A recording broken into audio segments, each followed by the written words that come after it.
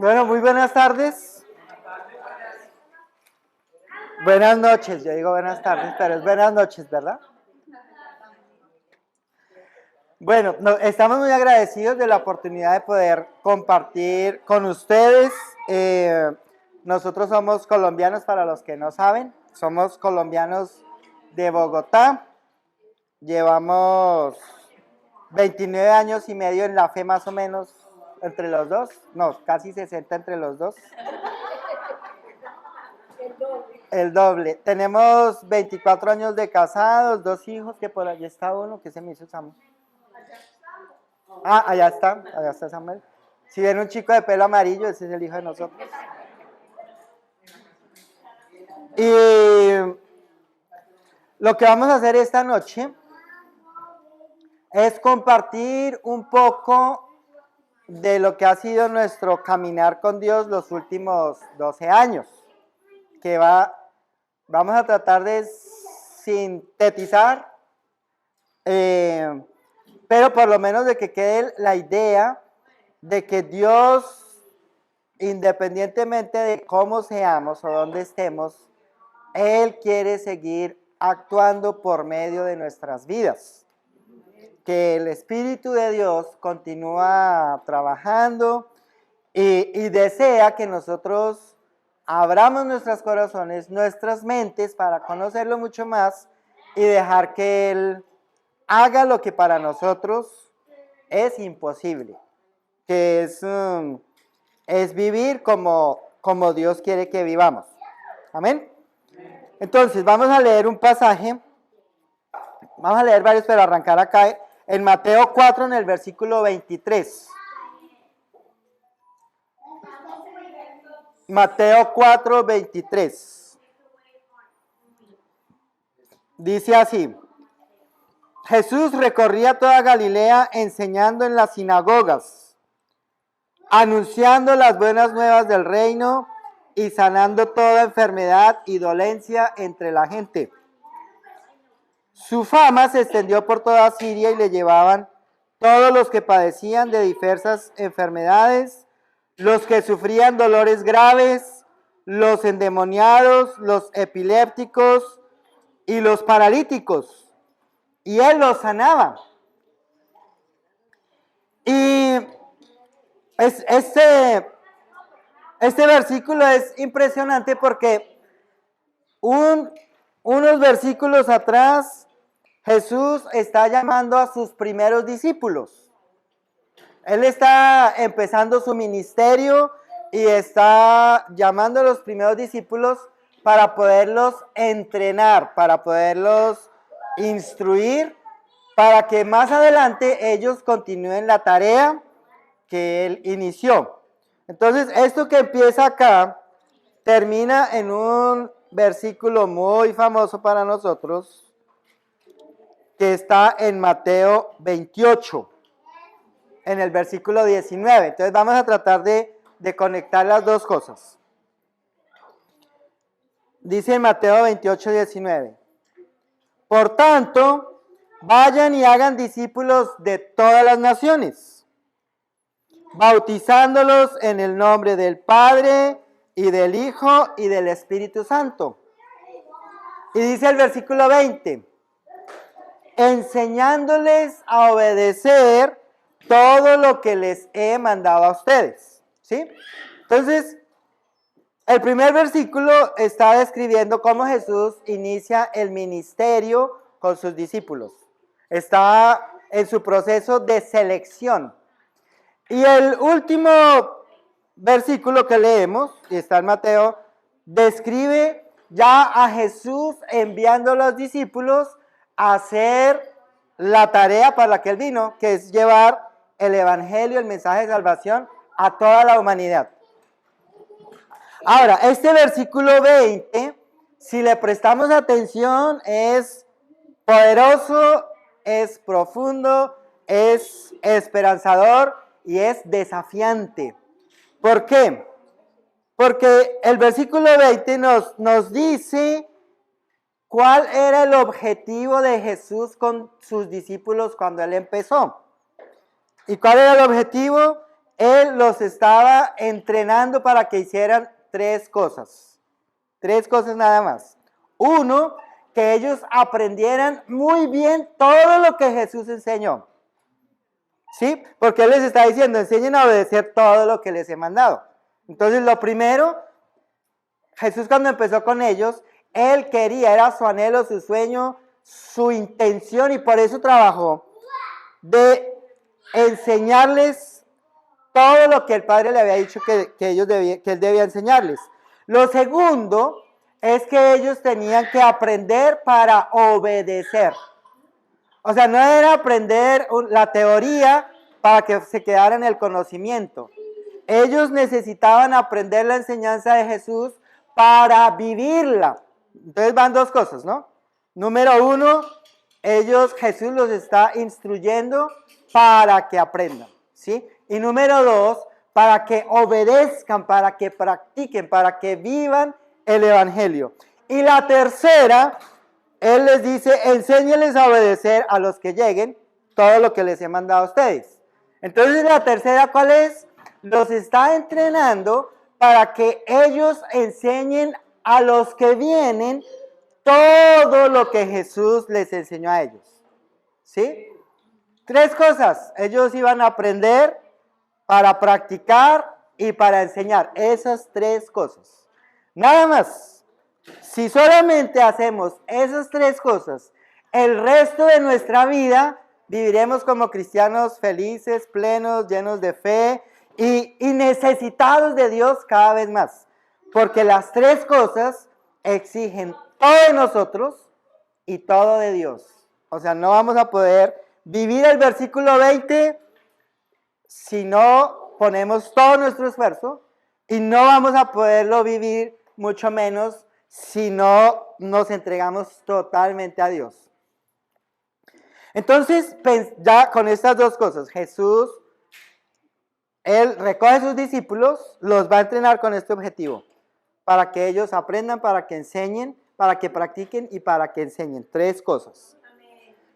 Entonces, empezamos a analizar algo que les va a quedar a ustedes de tarea para que sigan estudiando. Yo les doy como un rutero para que ustedes lo sigan estudiando y ojalá puedan descubrir mucho más de lo que nosotros hemos podido descubrir en estos años. El versículo 23 al 24, yo lo relacioné como ese es el salón, el aula de entrenamiento de Jesús para sus discípulos. ¿Sí? Ese es el aula de entrenamiento. Él los lleva y el aula de entrenamiento, ¿cuál es? El entorno donde ellos están. Es su entorno y cada uno de nosotros tiene un entorno diferente o ha tenido un entorno diferente. En el entorno de ellos, Jesús los llevó a conectar con personas supremamente necesitadas, con todas las personas que en la época eran despreciadas, o sea, los que sufrían dolores graves, los endemoniados, los epilépticos, los paralíticos, los leprosos, los ciegos, los sordos. Jesús tomó a los discípulos, es como si Él viene con nosotros hoy día y ¿tú quieres ser mi seguidor? Sí. Bueno, entonces vamos a visitar hospitales los primeros 3 años de tu vida, ¿sí? Vamos a visitar ancianatos, vamos a ir a los lugares donde hay personas con temas de salud mental.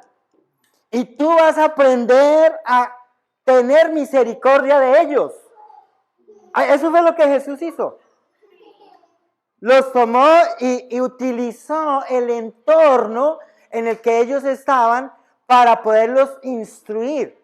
Pero el entorno no solamente iba a ser útil para instruirlos en ese sentido, sino que el entorno estaba lleno de imágenes que Jesús iba a utilizar para poderles predicar el evangelio de una manera que ellos lo pudieran entender. Esas imágenes es como el día de las campañas publicitarias. Creo que por acá no he visto tanto. Algunos lugares donde hay muchas vallas donde promocionan. Vimos en las carreteras, los abogados que defienden a los que estrellan los carros. De esa es lo que más vimos, ¿sí? En todas partes de uno ve ese tipo de vallas interesante. Bueno, Jesús, creo que él hizo un escaneo de todas las necesidades. Y él dijo, bueno, voy a darle un sentido espiritual a esta necesidad que ellos están viviendo, ¿sí? Entonces, toda esta gente, dice ahí los versículo 25, lo seguían grandes multitudes de Galilea, Decápolis, Jerusalén, Judea y de la región al otro lado del Jordán. Capítulo 5, versículo 1. Cuando Jesús vio las multitudes, subió a la ladera de la montaña y se sentó. Sus discípulos se le acercaron y tomando él la palabra comenzó a enseñarles diciendo. Están las multitudes, mucha gente necesitada, enfermos, es la gente que seguía a Jesús en el principio, muchos así. Pero él se sienta a instruir a los discípulos. En una montaña rodeados, otra vez la imagen, no tengo referencia de montañas acá en la Florida porque no vi ninguna. Pero la audiencia de Jesús, están sus discípulos y mucha gente que sufre de muchas formas, ¿sí? Y él va a instruir a los discípulos, les va a enseñar. Las demás personas van a escuchar lo que él dice, pero los discípulos van a aprender lo que él dice, es muy diferente, ¿no? Él está enseñando o instruyendo para que los discípulos aprendan y los demás escuchan. El que quiera aprender más se va a acercar y le va a decir, mira, explícame mejor esto que no lo entendí. Eso es lo que vamos a ver más, o lo que van a encontrar en el Evangelio. Entonces, lo primero que Jesús dice en el versículo 3, bienaventurados los pobres en espíritu, porque el reino de los cielos les pertenece. Esa palabra, bienaventurado, es un concepto que viene del hebreo. ¿Y qué significa? Es la palabra que describe el gozo que experimenta una persona cuando es consciente de que tiene el favor de Dios. ¿Sí? O sea, no es cualquier gozo. Es el gozo que experimentó la mujer samaritana, es el gozo que experimentó Mateo, es el gozo que experimentó Zaqueo. O sea, cada persona que fue tocada directamente por Jesús, esa persona experimentó esa dicha de que el Hijo de Dios en persona fue y le dijo, ¿sabes qué? Dios te ama a pesar de que eres pecador. Esa dicha está describiendo. Ahora, del versículo 3 al 10 va a describir su propio carácter, pero de manera simultánea describe el carácter interno de cada uno de los hijos de Dios. O sea, que si tú ya fuiste bautizado y recibiste el Espíritu Santo, te está describiendo a ti, aunque no lo sepas y no lo creas. Pero Jesús está seguro de que tú puedes vivir ahí porque eso te describe a ti espiritualmente. El apóstol Pablo lo pone un poco más sencillo en Romanos 1:16. Él dice que el evangelio es por fe de principio a fin. Entonces, ¿qué significa esto? Que esto no va a ser algo que podamos vivir con nuestro esfuerzo. O sea, necesitamos pedirle a Dios que nos lo revele a la mente, que lo creamos y que desde ahí esa enseñanza empiece a fluir, como que nos vaya guiando. Entonces, ese bienaventurado lo van a poder encontrar en el Salmo 1, escríbanlo ahí de referencia. Salmo 119 está describiendo cómo es la vida de alguien bienaventurado, alguien que ama la palabra de Dios. La bienaventuranza es el contraste a ser objeto de la ira de Dios. Entonces, ¿cómo sabemos cuando alguien no es bienaventurado? Entonces vamos al Antiguo Testamento y vemos en los tiempos de Noé cómo Dios destruyó la humanidad. Cayó bajo maldición la humanidad. Nos vamos un poco más atrás y vemos a Caín echado, desterrado de la presencia de Dios y cómo él iba a sufrir por su distanciamiento de Dios. Sí, vemos a Sodoma y Gomorra, vemos a Egipto, vemos al pueblo de Israel cuando sufrió después de Jeremías. O sea, vemos la ira de Dios en todo su esplendor. Ahí vemos un pueblo que no es bienaventurado. Vemos a Dios amando a los hebreos en el desierto a pesar de ellos. Vemos a Jesús amando a los pecadores, ellos son bienaventurados. No tiene que ver con alegrías para este tiempo, para terrenales. Entonces, él luego dice, los pobres en espíritu. Y en esa época había dos palabras que describían a un pobre primero. Entonces, la primera palabra es como el mendigo que acá vemos que se pone en un semáforo con un cartelito y él pide dinero. O sea, esa persona tiene la capacidad de, por lo menos, de pararse ahí y pedir. Ya esa persona tiene una capacidad. Pero la palabra que Jesús está utilizando acá es la que describe a alguien que es total y absolutamente incapaz de poder vivir con su propio recurso. O sea, es una persona que está postrada en una cama, es un bebé, es un enfermo mental que está en un hospital. O sea, es cualquier persona que tenga que depender de otros para su existencia, esa persona es el pobre que Jesús está describiendo acá. Ahora, Jesús dice, bienaventurado el pobre en espíritu.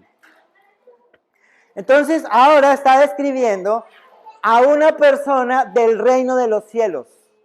¿Y qué está diciendo Jesús? Ningún habitante del reino de los cielos tiene la capacidad de vivir el reino de Dios sin la ayuda de Dios mismo. Ninguno de nosotros tiene esa capacidad. Entonces, él está diciendo que el que entienda eso va a ser dichoso. Es dichoso el que entiende su pobreza espiritual en los términos que Jesús lo está diciendo. ¿Sí? Mucha gente ha dicho, no, es que pobre en espíritu es el que no tiene sueños de prosperar en esta vida. Jesús no está diciendo eso. Jesús está diciendo, si tú eres un hijo de Dios, si tú eres una hija de Dios, tú necesitas total y absolutamente de Dios para vivir como un hijo suyo. Tú necesitas de su sabiduría, tú necesitas de su poder, tú necesitas que Él te revele su palabra, que te dé entendimiento, tú necesitas que Él te transforme por dentro, porque tú no tienes la capacidad de poderlo hacer. Eso es lo que significa.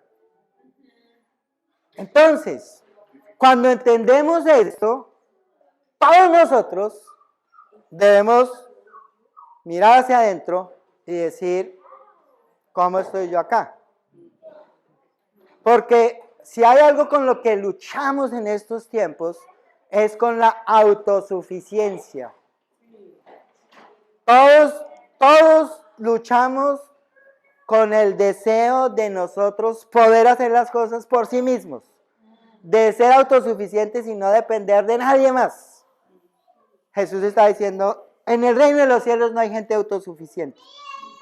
Por eso necesitamos de Cristo, necesitamos de su palabra, nos necesitamos los unos a los otros, ¿sí? Necesitamos ser amados por unos, pero también necesitamos amar a otros. Y nosotros no somos conscientes de eso, pero nosotros somos muy necesitados de amar a otro. Entonces, Jesús está diciendo, los pobres en espíritu, a ellos les pertenece el reino de los cielos. Y está hablando en tiempo presente, o sea, no les pertenecerá. Tiempo presente. Entonces, a partir del versículo 4 de Mateo, Jesús va a describir cómo es alguien pobre en espíritu. Y eso es lo que yo voy a tratar de hacer hoy en el tiempo que tengo, que no es mucho. Para que tengo un video y lo voy a pasar al final. Voy a tratar de describirlo para que cada uno se vaya con la idea de esto soy realmente yo. O sea, es como si yo les digo, tomen la Biblia como cuando se paran al espejo, miren el Evangelio y véanse a sí mismos y a sí mismas. Eso es lo que quiere decir Jesús. No se vean por lo que son actualmente. véanse como Dios ya los ve por fe. Entonces, si se ven de esa manera por fe, van a apuntar a ser como Cristo por fe. Y Dios va a tener la oportunidad de liberar todo lo que Él quiere dar a cada uno para que cada uno sea lo que Él quiere que sea. Y es animante porque cuando uno entiende, no tengo esa capacidad y se suelta en Él, descansa. O sea, el corazón se siente tranquilo. Entonces, lo segundo que dice Jesús, bienaventurados los que lloran porque serán consolados. ¿Sí? Ahorita les voy a contar cómo fue nuestro proceso para aprender esto. Jesús está diciendo felices los que lloran, ¿no? Pero en sus Biblias en inglés los que tienen, traduce como los que están de luto. Y esa es la verdadera traducción. Los que están, bienaventurados los que están de luto, porque ellos recibirán consolación. Ahora, ¿cuál es la causa del luto? La causa del luto es entender su condición delante de Dios. O sea, es entender que tienen un corazón que está distante de Dios. Es entender que tienen una naturaleza pecadora que les impide vivir como Dios enseña que se debe vivir. Es ver el pecado como Dios lo ve. Es experimentar dolor por el pecado como Dios lo experimenta. Es sentir es dolor por mi pecado, pero también sentir dolor por el pecado de los demás. Porque cuando no hay dolor por mi pecado, es muy difícil experimentar dolor por el pecado del otro. Entonces, al no ser sensible en ese sentido, no me importa la vida del otro. ¿Sí? O sea, no me importa. Y eso es algo de lo que se adolece mucho por este lado. El ser humano adolece de eso en general. Pero acá el individualismo es una cosa terrible, o sea, es algo letal para la fe. Porque la idea de que lo que importa es que yo esté bien, prima en la mente y se me olvida que hay otras personas que son necesitadas y que yo puedo tener algo para poder dar, ¿sí? Y dar en términos espirituales. Entonces, Jesús está hablando de cómo el Espíritu Santo nos da un corazón sensible al pecado en los términos de Dios. Y los términos de Dios no apuntan a el cambio de nuestro comportamiento. No es externo, no es comportamiento, no es conducta, es el carácter de Cristo. A eso es lo que él apunta. Cuando nosotros no entendemos eso, entonces nos conformamos con ser buenos. No soy como los demás que son más pecadores que yo. Entonces estoy bien. Eso no es lo que Jesús está diciendo. Jesús está apuntando a que cada uno debe ser la imagen de él mismo. Y nosotros no somos la imagen de él mismo si no creemos lo que él está enseñando. Entonces él sigue diciendo, bienaventurados los mansos, porque ellos recibirán la tierra como herencia. Y la mansedumbre, ¿qué es? Es una actitud que debemos tener los hijos de Dios, que es la que nos lleva a entender nuestra dependencia en Dios. La mansedumbre es la que nos lleva a experimentar hambre y sed de justicia. Es la que nos lleva a vernos hambrientos de Dios, sedientos de Dios. ¿Sí? La mansedumbre es totalmente opuesta a la autosuficiencia. La autosuficiencia te dice, tú puedes. La mansedumbre te dice, no, tú necesitas de Dios. Sí, la autosuficiencia te dice, tú eres capaz, te dice, tú eres mejor. La mansedumbre te dice, no, siempre vas a necesitar de Dios. Entonces, luego Jesús dice, bienaventurados los que tienen hambre y sed de justicia, porque serán saciados. Y eso es bien difícil vivirlo si no entendemos nuestra pobreza espiritual. Entonces, imagínense nosotros Les decía empezando, llevamos los dos sumaditos casi 60 años de discípulos, 30 y 29. En el 2010 nos piden que vayamos nosotros a Venezuela como misioneros. Para ese tiempo yo ya tenía 17 años de discípulo, mi esposa tenía 18 y llevaba 6 años sirviendo en el ministerio tiempo completo. Entonces yo creo que ya sé. O sea, llevo 6 años sirviendo en la iglesia, entonces ya tengo una idea de cómo poder ser un misionero en otro país. Era la primera vez que iba a salir de mi país. Entonces llegamos nosotros a Venezuela y nos damos cuenta de que solo sabemos que nada sabemos. ¿Sí? O sea, el cristianismo que nosotros vivíamos o el cristianismo que teníamos hasta el día que llegamos a Maiquetía y pisamos allá a Venezuela, no nos servía para sobrevivir espiritualmente en Venezuela. No nos servía. Y éramos buenos cristianos. O sea, éramos tan buenos que por eso fuimos para allá.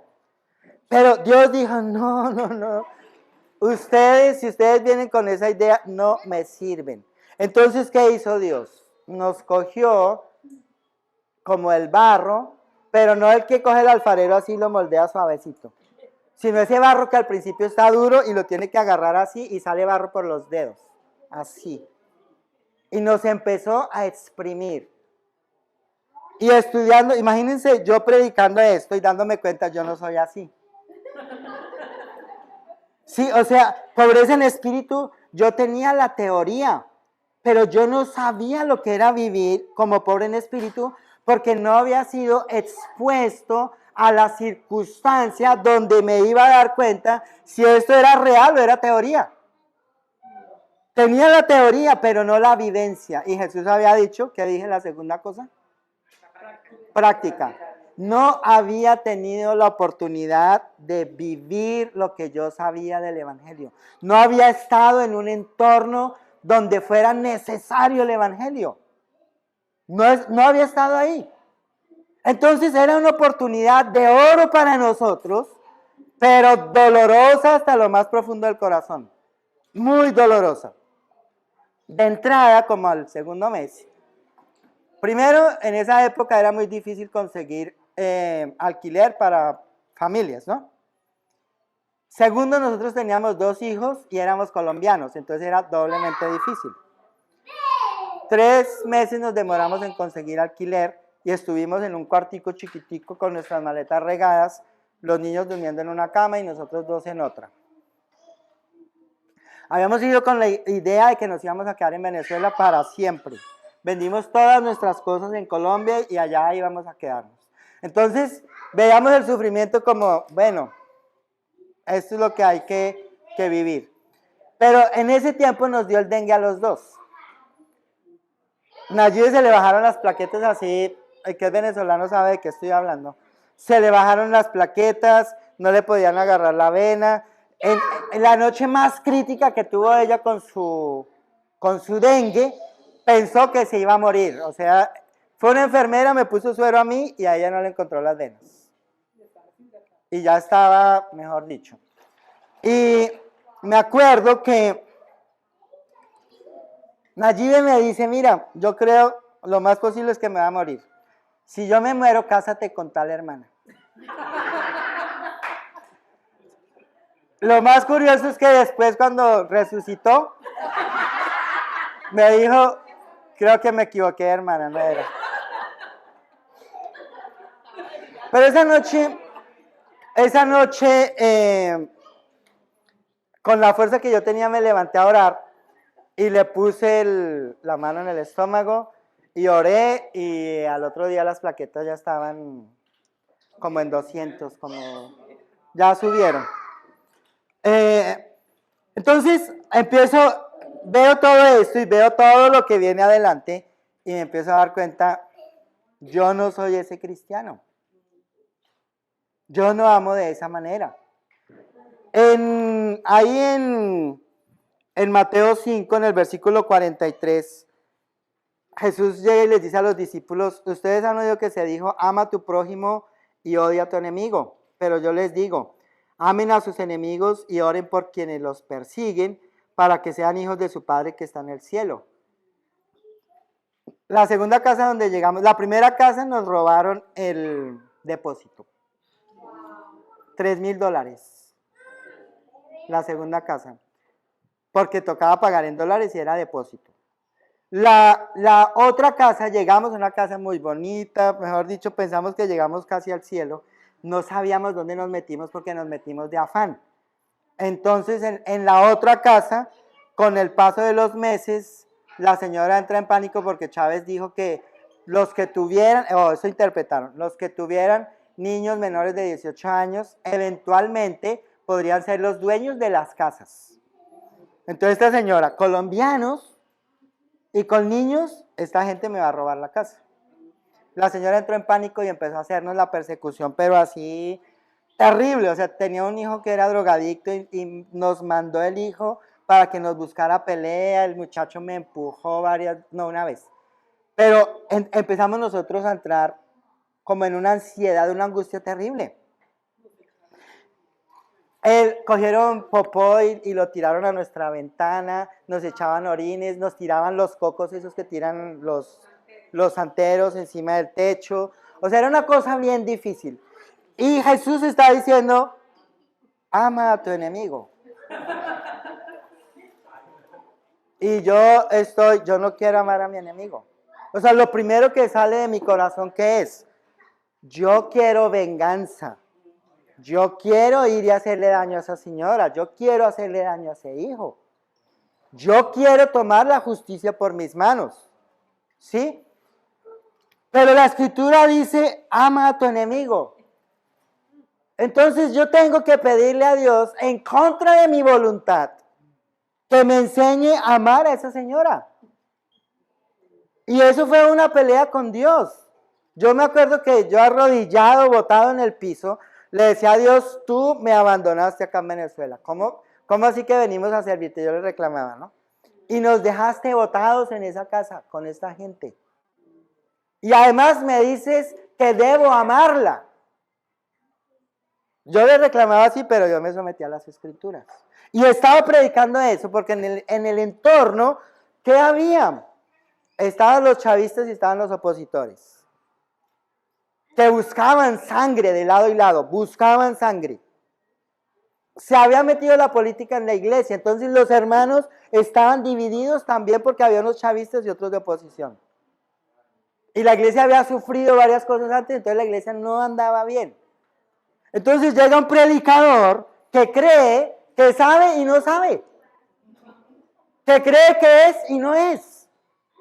Entonces, lo otro que yo empiezo a ver es, ¿y cómo Dios me deja seguir predicando cuando yo no tengo la capacidad de amar como Él quiere que ame?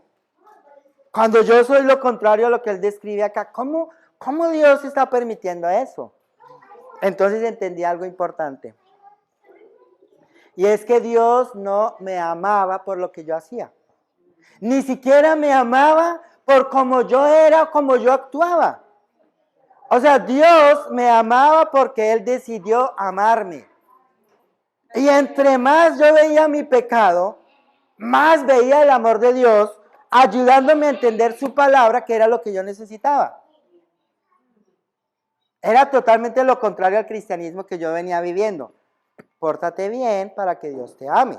Ve a las reuniones, sé un buen cristiano, y si tú te portas bien, Dios te va a amar. Pero en Venezuela no tuve la oportunidad de portarme bien, porque salió la verdadera persona, la que estaba detrás del hombre religioso. ¿Sí? Me di cuenta, no soy este. Pero Dios me puso frente a la oportunidad de ser el que Él describe ahí. ¿Sí? Y aprendimos. Y aprendimos a amar a los chavistas, aprendimos a amar a la oposición. O sea, hermanos, un hermano ultrachavista bautizó a uno ultraoposición. O sea, ellos eran, mejor dicho, y era un vecino suyo que era periodista y escribía en contra de Chávez.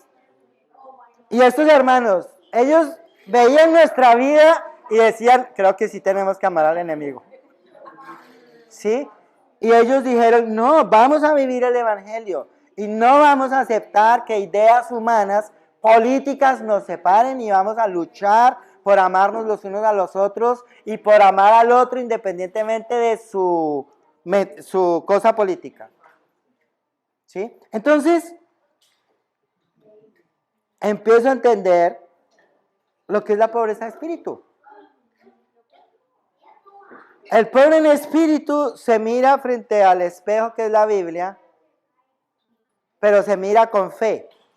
Ah, este soy yo, no estoy ahí. Dios, dame la fe.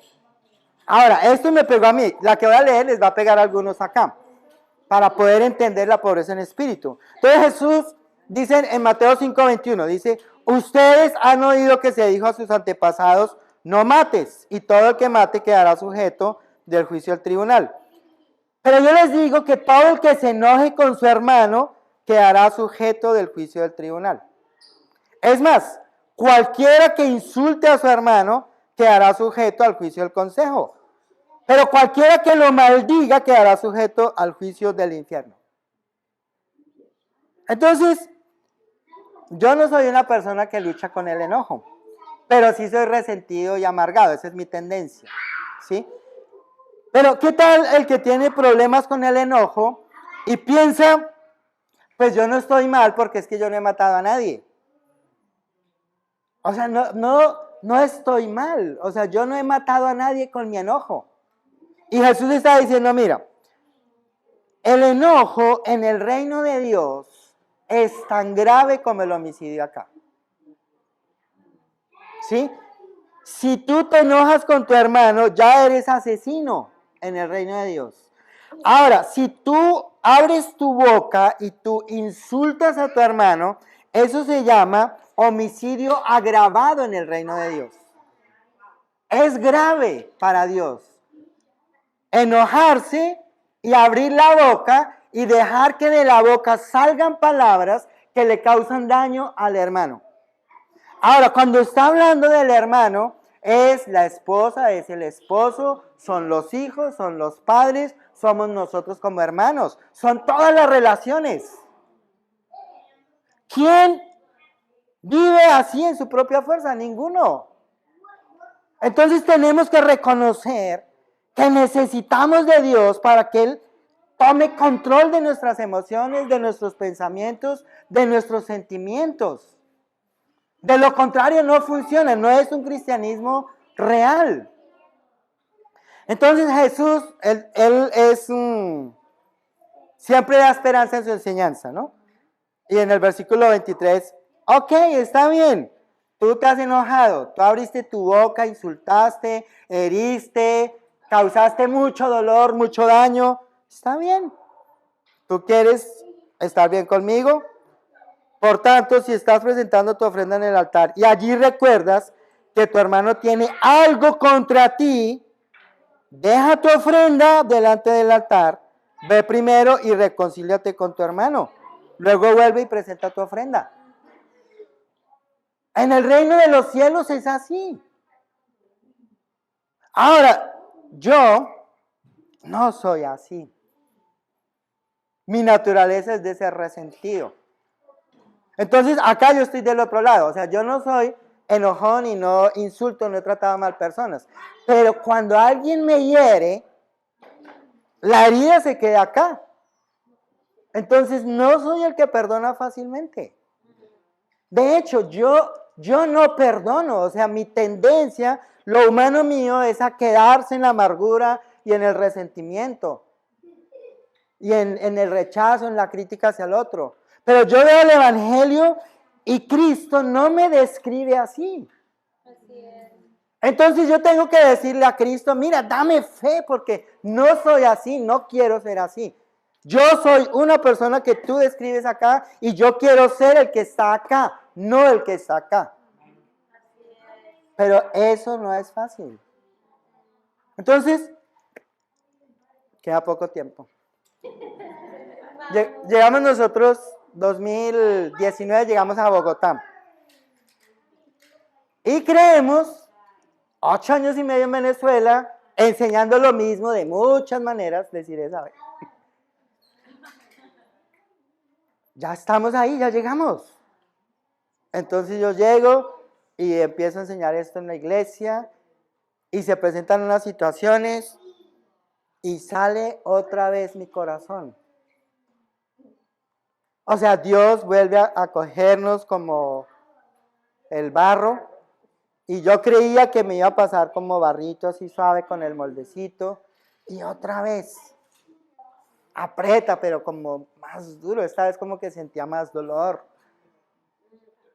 ¿Y cómo? Utiliza personas para que me ofendan. Y entonces yo me enfoco en la ofensa. Y no me enfoco en lo que necesito de Dios para que eso no me afecte. Entonces tengo que aprender a estudiar mi corazón y ver que todavía hay mucha maldad dentro de él, que todavía me falta mucho de Dios. Y ya llevo un proceso. Entonces entro en otro proceso que ahí les queda la otra tarea. Ya el primero es estudien Mateo y estudien las enseñanzas. Todo el Sermón del Monte, háganse expertos en el Sermón del Monte. Pero luego Dios me lleva a estudiar sobre el Espíritu Santo. Y cuando digo yo me lleva, vamos, eso es cuerpo, nosotros. Entonces, el año pasado, como para marzo, febrero, creo que fue, fue el año antepasado que empecé a mirar por encimita todo lo que dice el Nuevo Testamento sobre el Espíritu Santo. Entonces, la primera parte, lo primero que hice fue, voy a leer todos los evangelios y voy a subrayar todo lo que dice Espíritu Santo. El libro de Hechos y las cartas. En la segunda, entonces voy parando. ¿Acá qué quiere decir acá? Y ahí me demoro más tiempo. ¿Sí? Evangelios y todo el resto del Nuevo Testamento.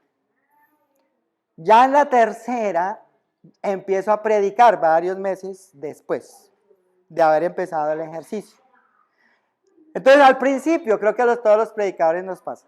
Al principio uno predica teoría de lo que está aprendiendo. Hasta que Dios llega y coge lo que, ya esa teoría empieza a coger forma y empieza a quebrantar nuestro corazón. Entonces, ¿qué descubro? Que el Nuevo Testamento está muy lleno de enseñanzas sobre el Espíritu Santo, pero que yo no lo conocía. Creía que conocía el Espíritu Santo, pero no lo conocía. Entonces, el Evangelio de Lucas, para que tengan ahí de referencia y puedan ustedes animarse a hacer el estudio, el Evangelio de Lucas habla acerca de cómo el Espíritu Santo prepara la llegada de Cristo. De Lucas 1 a Lucas 4 van a ver los ejemplos con María, con Elizabeth, con Zacarías, Ana, Simón, Juan Bautista. Dice que Juan nació lleno del Espíritu. Y luego en Lucas 4:1 dice que Jesús, lleno del Espíritu, inicia su ministerio, lleno. No dice Jesús con el Espíritu. Y ese lleno es un patrón que maneja Lucas en Lucas y en Hechos. Entonces eso me pone a pensar, ¿yo tengo el Espíritu o vivo lleno? Y voy concluyendo, no sé vivir lleno. Ha habido momentos de llenura y me he dado cuenta, pero no estoy en la plenitud de vivir lleno del Espíritu. Todavía me controla el hombre exterior, como lo humano mío. Todavía no vivo tan conectado del Espíritu como vivía el apóstol Pablo, como vivía nuestro Señor Jesús. ¿Sí? Entonces, luego, ¿qué voy descubriendo? El Evangelio de Juan está lleno de enseñanza sobre el Espíritu Santo. Y en el Evangelio de Juan está toda la enseñanza de nuestro Señor Jesucristo acerca del Espíritu Santo. Pero ¿por qué no lo vemos? Porque es que la palabra, como hemos leído mucho con concordancias, Espíritu, todo donde diga Espíritu puede ser que habla del Espíritu Santo. Pero no, el Evangelio de Juan utiliza imágenes o simbología. Entonces, agua es una simbología del Espíritu Santo de acuerdo al pasaje donde esté hablando. La sangre es una simbología del Espíritu Santo. El vino es simbología del Espíritu Santo. Pero eso uno lo descubre cuando le hace zoom al pasaje. Cuando llega y profundiza, y eso toma tiempo y toma oración. Entonces, entro en otra fase, y es la de conocer al Espíritu Santo. ¿Sí? La primera fase era conocer la palabra de Dios, que es Cristo también. De conocerme a mí mismo a través de la palabra. Pero ahora es conocer el Espíritu. Y acá en Juan 1, en el versículo 10, empieza hablando del Espíritu. Dice Juan, el que era la luz ya estaba en el mundo y el mundo fue creado por medio de él, pero el mundo no lo reconoció. Vino a lo que era suyo, pero los suyos no lo recibieron. Mas a cuantos lo recibieron, a los que creen en su nombre les dio el derecho de ser hijos de Dios. Pero miren el 13. Estos no nacen de la sangre, ni por deseos naturales, ni por voluntad humana, sino que nacen de Dios. La Nueva Traducción Viviente en español dice que son engendrados por Dios. Imagínense entender eso espiritualmente.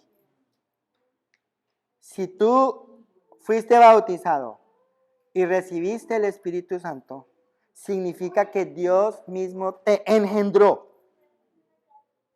Te engendró. Por eso eres hijo o hija de Dios. No eres hijo porque fuiste agregado a la iglesia, porque eres parte de la iglesia, no. Eso es algo adicional. Es porque Dios te engendró. Entender eso en el corazón toma una fe que no tenemos. El entenderlo cambia nuestra vida. Si yo soy un hijo de Dios, o sea, si Dios me engendró, ¿qué implicaciones tiene eso para mi vida? Si fui engendrado por Dios. Hay unas implicaciones, no de lo que yo debo hacer, sino entender quién soy. ¿Quién soy? Ahí está, toda la identidad. O sea, alguien que entiende esto es bienaventurado. Por eso somos bienaventurados. Bienaventurado no es el que le va bien porque consiguió dinero, porque tiene más. O sea, no es, perdón a los hermanos, no es el que llegó acá y le fue súper bien económicamente y ya se resolvió toda su vida. No, bienaventurado es el que entiende la palabra de Dios y eso le cambia su vida. Y lo ayuda para que sea luz para muchas otras personas, que es lo que Jesús quiere. Entonces, luego, en Juan 2, voy a mencionar rápido porque les va a quedar tarea. En Juan 2 hay dos historias. Cuando Jesús cambia el agua en vino y cuando Jesús purifica el templo. Esas dos historias son claves para nuestra fe. Porque en la primera historia, ¿a qué es a lo que está apuntando Jesús? A quitarle el valor a las ceremonias judías que consistían en lavarse las manos. Él convierte el agua en vino.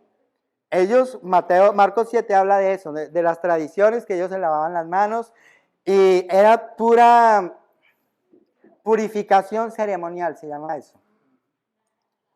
Jesús, cuando convierte el agua en vino, está apuntando a algo que no se acaba, a algo que permanece para siempre, ¿sí? A algo que transforma, que luego lo vamos a mirar en la charla con la mujer samaritana.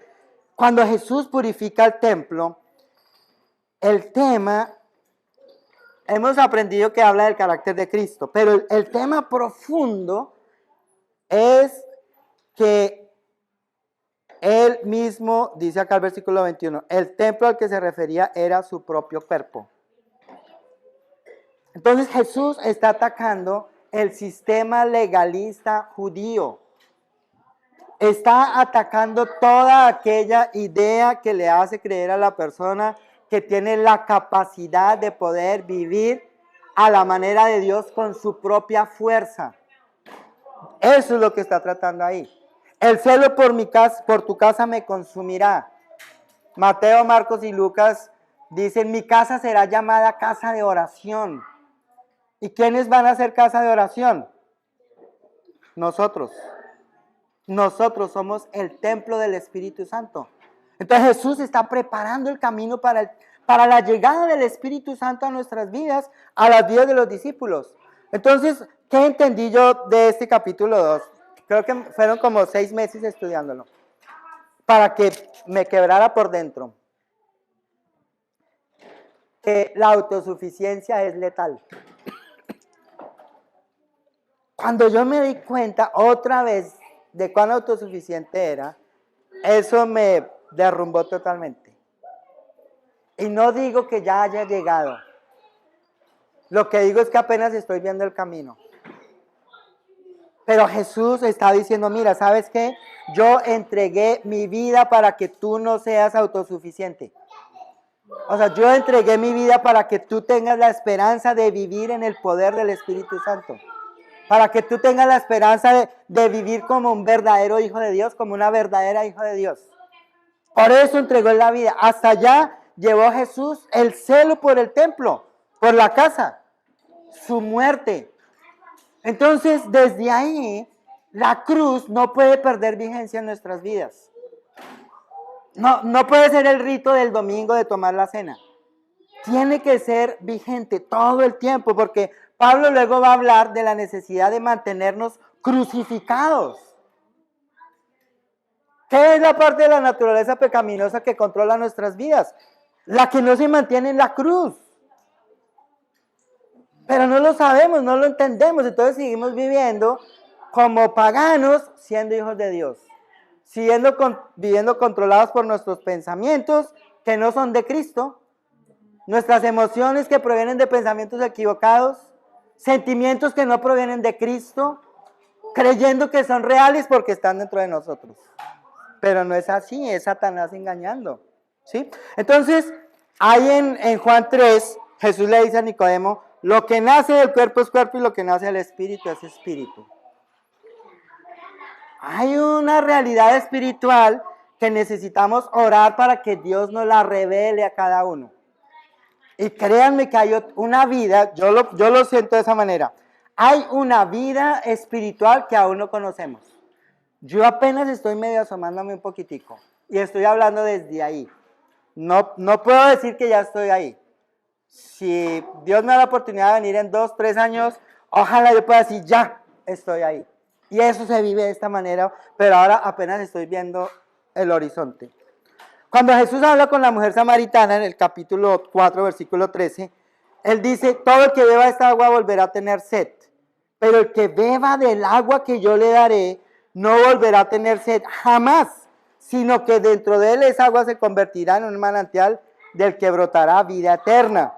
Y en el capítulo 7, en el versículo 37, vuelve Jesús y dice, en el último día, dice la escritura, el más solemne de la fiesta, Jesús se puso de pie y exclamó, si alguno tiene sed, que venga a mí y beba.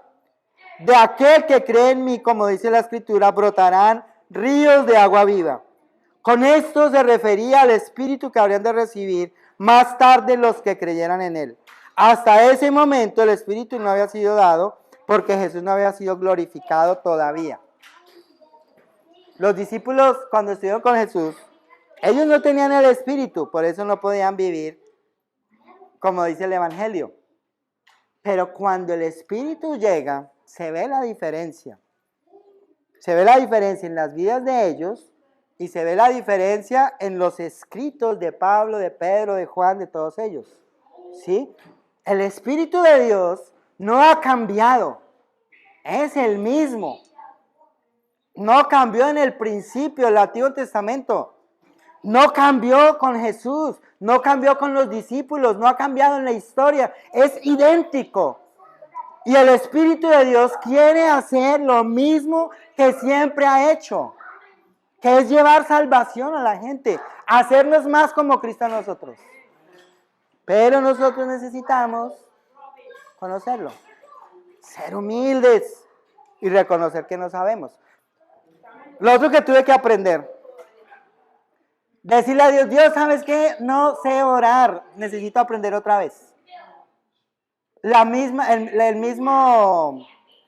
el mismo pasaje de Juan 2, pero en Lucas, en Marcos y en Mateo, Jesús dice, mi casa será llamada casa de oración. Yo miro mi vida y digo, yo no soy casa de oración. O sea, mis oraciones no están siendo como las de un hombre que está agarrado de Dios. Y eso me tomó también mucho reconocerlo, porque también por naturaleza soy orgulloso. Pero Dios me llevó y otra vez, ¿sí? O sea, mis oraciones no eran las oraciones de un hombre que está guiado por el Espíritu. No eran oraciones en el Espíritu de mi mente. No enfocadas en Dios, en el reino de Dios, en que Dios haga en mí lo que Él quiere hacer. Muchas veces enfocadas, Dios, cambia esto que me causa dolor. Cambia a esta persona, con eso yo no sufro. Y Dios diciendo, no, es que yo te quiero cambiar a ti para que ames a esa persona así nunca cambie. Eso es lo que el Espíritu Santo produce. Muy diferente a mi oración humana y cargada de egoísmo. Entonces, ya casi acabo. Gracias por la paciencia. En el versículo 53 de Juan 6, Jesús dice acá, ciertamente les aseguro que si no comen la carne del Hijo del Hombre, ni beben su sangre, no tienen realmente vida. El que come mi carne y bebe mi sangre tiene vida eterna, y yo lo resucitaré en el día final.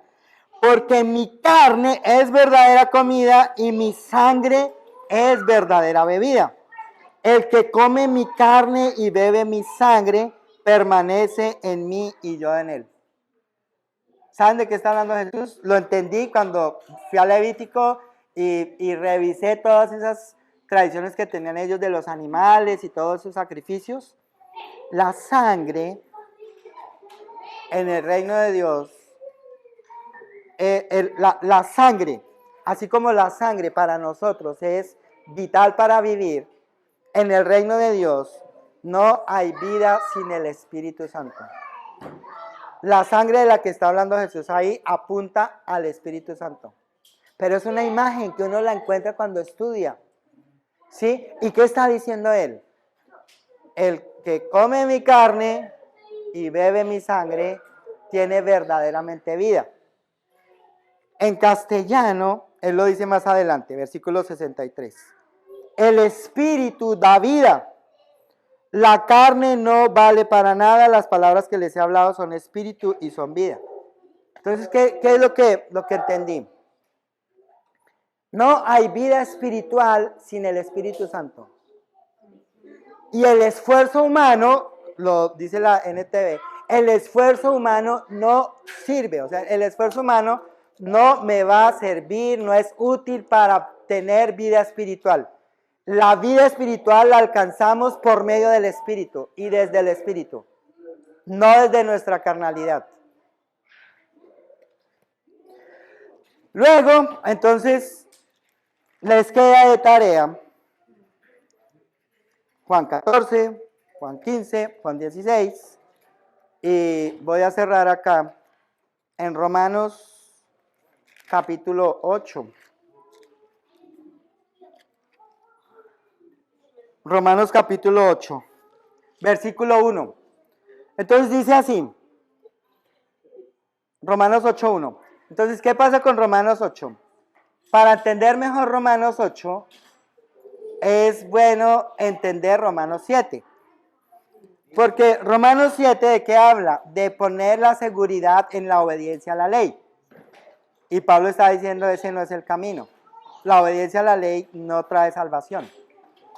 Es el mismo tema con el que ha tenido que lidiar Pablo contra los judíos legalistas.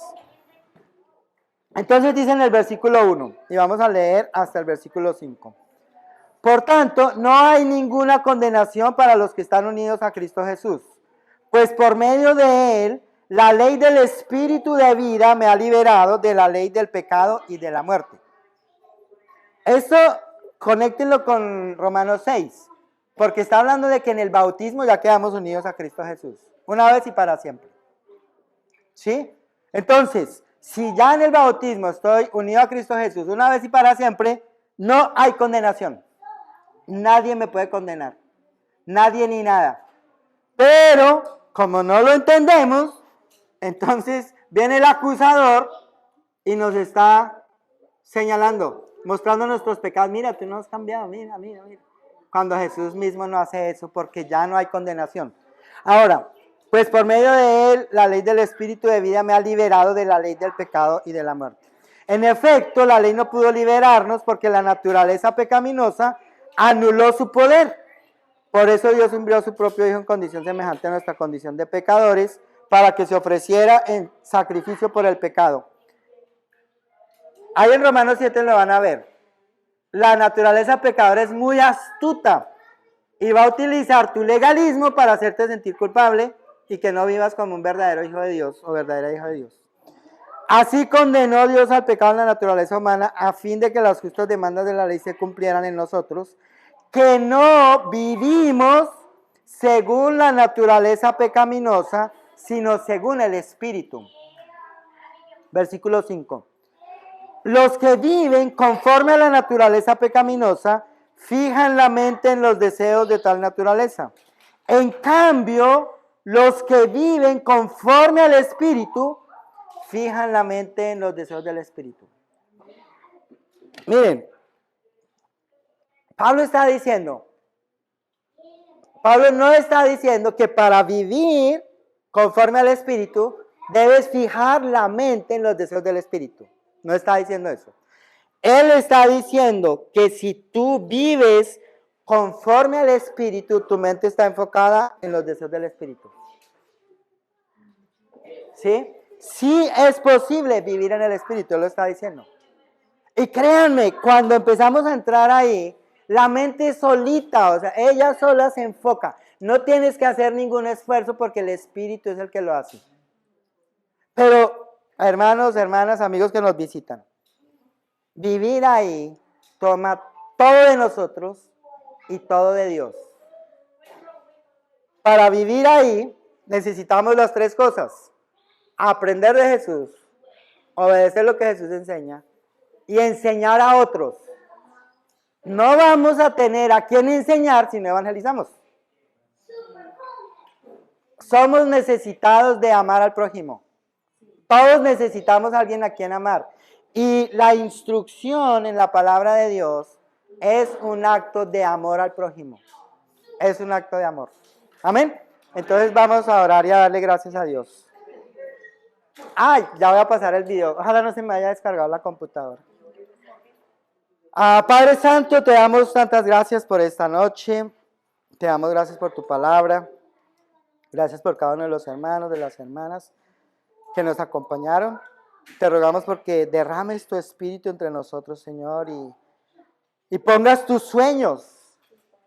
Prepara nuestras mentes y nuestros corazones para que tus sueños sean puestos y nos des la fe para que se hagan realidad.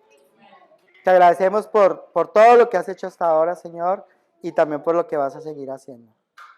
Gracias, Señor, por nuestro Señor Jesús, y en su nombre te oramos. Amén. Bueno, vamos a ver si nos sale el video. Con gusto.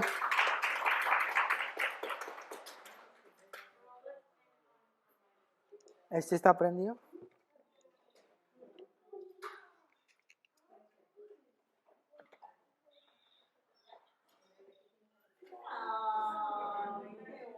Ese no es el video.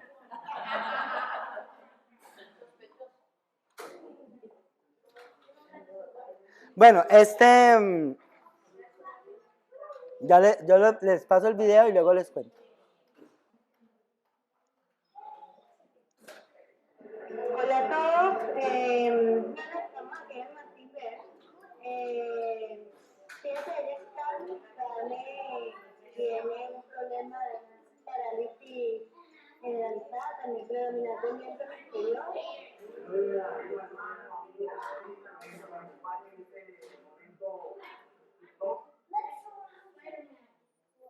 Bueno, este es un video de un hospital en Venezuela que estuvimos visitando por mucho tiempo. Ellos allá les llamaban los postrados. Ellos vivían en esas camas por muchos años. Ellos son la imagen física de cómo nos debemos ver espiritualmente. Así. Cuando yo les leía Mateo 23, yo entendí de Jesús. Él llevó a los discípulos para que él tuvieran las imágenes físicas de cómo verse espiritualmente. La manera como vamos a poder avanzar en nuestra fe, como Dios quiere, es que nos veamos como debemos vernos. Cero autosuficiencia. Amén. Gracias. Bueno.